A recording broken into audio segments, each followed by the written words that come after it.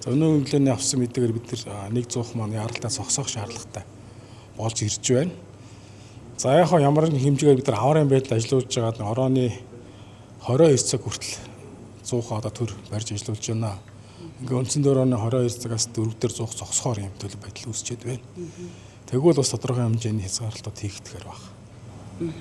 100 ер нь хэдийн хугацаанд зогсох уу? Дахиад хязгаарлалт хийвэл хэдийн хугацаанд хийгдэх вэ? За 100 чинь бол уулна зогсохгүй явах хэрэгтэй. Хүн тоноглол шүү дээ тий. Гэхдээ энэ маань одоо сүүлийн 3-4 сар зогсолтгүй явсан өндөр параметртэй юм 100 байгаа. За хажуугаар нь одоо тэр тухайн 100-нд хийгдэх хөстэй засваруудаас бүр нь хийгдээгүй. Үндсэндээ 70-80% хийгдсэн юм 100 ажилд байгаа одоо манай явж байгаа стандарт үндсэндээ тийм төлөв байдалтай байна. За одоо дэстер тохиолдолд 300 400 одоо саяын зогсоод оруулах юм бол үлээлттэй ямар хэмжээгээр засвар зогсох шаардлагатай явж байна. Одоо нэг зөвхөн яалтчгүй бид нар хэдийгээр аврын байдалд оруулаад бүх параметруудын багасгаж явж байгаа ч гэсэн зогсохоос аргагүй болж байна. Тэгэхээр 22 цагийг зогсоохоор төлөвлөж байна да.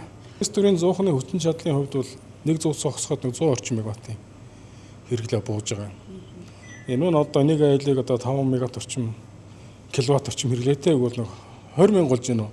20 мянга орчим айлын хэрэглээ буюу одоо нэг 10-аад айлын 10-аад аймгийн төвийн хэрэглээг л тасалж байна л да.